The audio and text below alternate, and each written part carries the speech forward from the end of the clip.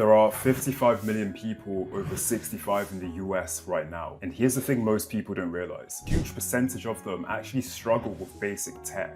I'm talking about setting up Zoom calls, organizing photos on their phone, figuring out how to use an iPad. Now, for you, this stuff is second nature because you've grown up with all of these tools. But for a lot of older people, it's genuinely confusing and frustrating. Now, that gap between what you know and what they need help with, that's a business opportunity. Teens are making real money just helping seniors with simple tech tasks. And I'm not talking about complex IT work, but rather the basics, the stuff you could probably do in your sleep. So I'm going to show you exactly how to start this, what services to offer, how to find clients, and what you can realistically charge. I'm Sen from Side Hustle Mastery. Let's get into it. But first of all, I need to be clear about who this works for. You need two things: basic tech knowledge and patience. And that second part is honestly very important. You don't need to be a computer science genius. If you can set up a smartphone, navigate apps, organize files, and troubleshoot basic problems, you have more than enough skills for this kind of side hustle. However, you do need patience because seniors often need things explained multiple times. They move slower with tech and they ask questions that seem obvious to you. So if that's going to frustrate you, this just isn't your side hustle. But if you're the person in your family who already helps your grandparents with their phone, if you genuinely don't mind explaining things step by step, this could be perfect. So let me show you how to turn this opportunity into money. Most people make the mistake and offer the wrong services. They focus on what they think seniors need instead of what seniors actually pay for. Let me tell you the difference. Not all tech help is created equal. Some services are easy to sell, and others you actually struggle to find anyone willing to pay. Here's what seniors actually want help with. First is photo organizing and digitizing. This is the gold mine most people miss. Seniors have boxes of old photos, pictures scattered across their phones and computers, but they have no organization whatsoever. And these photos matter a lot to them because they're family photos of their grandkids, decade-old memories of their life. So helping them organize digital photos, create albums, maybe even digitize old printed photos, that's something they'll happily pay for. Now, it's not urgent tech support, but it's preserving their memories, and that emotional value means they're willing to spend a lot more. The second service is video call setup. Think about Zoom, FaceTime, WhatsApp video calls. A lot of seniors want to see their family, their grandkids who live far away, but they just don't know how to set up or use these apps. So teaching them to video call and making sure it actually works on their device is a legit service. Third are using smartphone and tablet basics. You want to teach them how to download apps, how to adjust the settings, how to make the text bigger, how to organize apps so they can actually find things. Simple stuff for you, but genuinely useful for them. And then fourth, digital paperwork organization. Helping them set up folders for bills, medical documents, just insurance stuff. Moving from paper chaos to organized digital files. Now, this is especially valuable for seniors who are still printing every email. The fifth opportunity is smart home setup. If they have devices like Alexa or Google Home or smart plugs, smart doorbells, or any tools like this, a lot of seniors receive these as gifts, but they just don't know how to use them properly. As you can see, the pattern here is simple. You want to focus on services that improve their daily life or preserve something meaningful to them. That's what people pay for. Okay, so now you know what to offer, but how do you actually find clients? Because you can't exactly post on Instagram and expect 70-year-olds to reach out. So first, here's what you want to do. Your first client's a lot closer than you think. Just start with who you already know. Think about your own family, your grandparents, great aunts, uncles, older neighbors that your parents might know, because these are your test clients. Maybe you help them for free or a cheaper price to start, but there's a real value in doing this because they'll talk and recommend you to their friends. And word of mouth in senior communities spreads